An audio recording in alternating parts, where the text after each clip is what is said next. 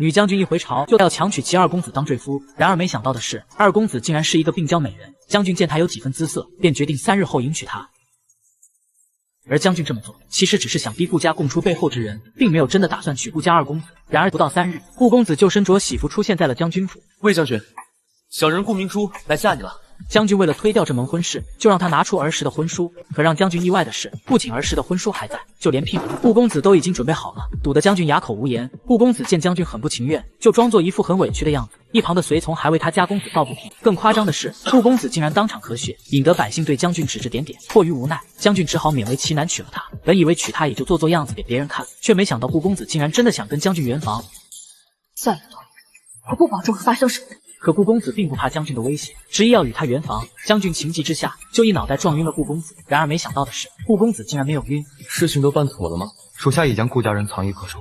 原来他并不是顾家二公子，而是让人闻风丧胆的令阁阁主将军。3天前他杀入顾家，并拿出真的二公子信物要挟顾老，想要保儿子平安，就得答应让他做顾家二公子。而将军这么做的目的，就是为了将军手上的盐狱好治疗自己身上的寒毒。结果第2天，将军的传言就满天飞。这街头巷尾都传遍了，说魏大将军久旱逢甘霖，对我家公子霸王硬上弓，一夜之间做尽天下荒唐事，把我家公子弄得只能扶摇出门。而昨晚将军只是跟他睡了一觉，除了不小心将他踢下床，并没有对他做什么其他的事情。可顾公子气不过，就故意在下人面前扶摇出门，让大家误以为将军对他做了那样的事。现在将军是有嘴说不清，本指望顾公子帮他澄清一下，没想到他竟然添油加醋。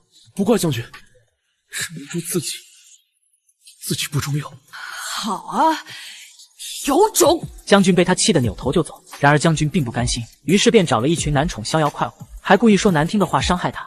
你是长得很美，但美人本将军要多少有多少，不缺你一个。顾公子一气之下就离开了将军府。可等顾公子走后，将军又后悔了。当顾公子在外受到欺负的时候，将军便第一个站出来保护他。回去之后，还亲自给他上药。还疼吗？我疼，但是没有以前那么疼了。吃饭的时候，将军示意顾公子嘴上沾了一粒饭，而顾公子却会错了一点，竟然主动献上自己一吻，直接把将军给吓跑了。将军带顾公子参加宫中盛宴，回来的路上却遭到了官员的诋毁。顾公子看不惯他们这么对将军，就上前替他抱不平。不料越王竟然也来了这里，并对顾公子怀有敌意。将军赶紧拦住他，可碍于他越王的身份，将军只好让顾公子跪下领罚。而这个时候却下起了瓢泼大雨。将军担心顾公子会受不住，就不顾一切奔向他。没想到这个时候顾公子的寒毒发作，正好晕倒在将军的怀里。经过大夫的诊断，将军才知道他得的是寒毒之症，而且只有盐狱才能救他。于是将军就将自己的盐狱磨成粉制成药给他治病。没几日，顾公子的病就好了。将军为了庆祝他康复，还精心为他准备了金桃，并承诺以后每年都陪他看。可顾公子一想到越王跟他说的话，他不过是可怜你，就真的以为将军是可怜他，便质问将军：将军可知，与我看金桃是何意？将军可知，年年月月都与我看金桃又是何意？顾公子见将军压根不明白他的心意，就气冲冲地走了。第2天，越王和顾公子在凉亭争风吃醋。病娇美人见将军一来，就故意划破自己的手，装作一副楚楚可怜的样子。将军看了都特别心疼。殿下，这次做的确实过分了。我过分？明明是他，是明珠先动的手。一个手无缚鸡之力的病秧子能做什么？随后便拉着病娇美人顾明珠离开了。可将军转眼就对他生起气来，恼他为什么要去找越王殿下。而明珠这么做只是想让将军紧张他，因为他已经彻底爱上了将军。然而将军却假装听不明白，只想知道如果自己战死沙场，他愿不愿意为自己点灯。而明珠的回答是：将军若战死沙场，我为将军收尸；将军若是凯旋，我等将军归家，我不死，灯不灭，人间路、幽冥路，我都给将军照着。将军听到这样的回答很是感动，就承诺他自己一定会拼死回来。就在2人浓情蜜意之时，明珠忽然脱口而出：小人今日可以侍寝。将军一听立马就懵了，赶紧找个借口糊弄过去。你手受伤了，还伤得这么严重？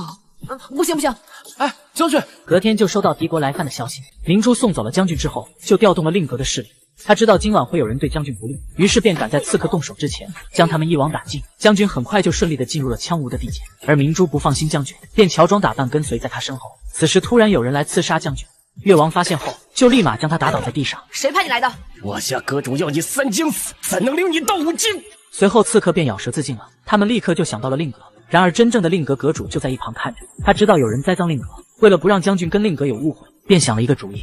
他让自己的随从去找将军求救，说他被城主抓走了。将军听到消息后，立马就乔装打扮前去营救他。而明珠一看到将军来了，就赶紧表现出一副病殃殃的样子，看将军这一身打扮，就知道他是想靠舞姬的身份混进宴会刺杀城主。没想到将军竟愿为了我牺牲美色。然而没多久，他们也被关进了牢房，而明珠却被羌吴士兵带走了。然而他们不知道的是，明珠就是令阁阁主，知道他们刚才拿自己的夫人取乐，就气不打一处来。既然你们这么喜欢取乐，那本座就好好教教你什么叫寻欢取乐。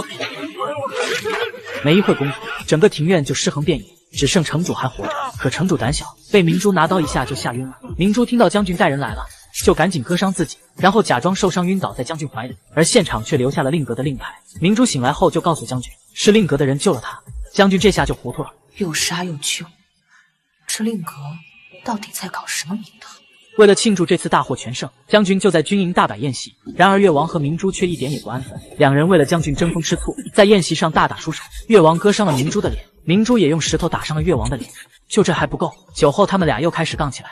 我和魏林那是过命的交情，你算什么东西？我和将军那还是共赴云雨的关系呢。他们俩越吵越有劲，而将军却带着大家在一旁当嗑瓜群众。明珠更是拿出了将军给他写的情书，当场念了起来，最后把越王给气走了。没想到第二天郡主又来，只要他一接近将军，郡主就会立马带走将军，就连他送给将军的毛笔，郡主一句话，将军就转手送给了他。男人却只能在一旁干吃醋。为了讨好将军，男人特意做了糕点给将军吃，而郡主也准备了醋米。将军看了看他们俩，觉得左右为难，凉了可就不好吃了。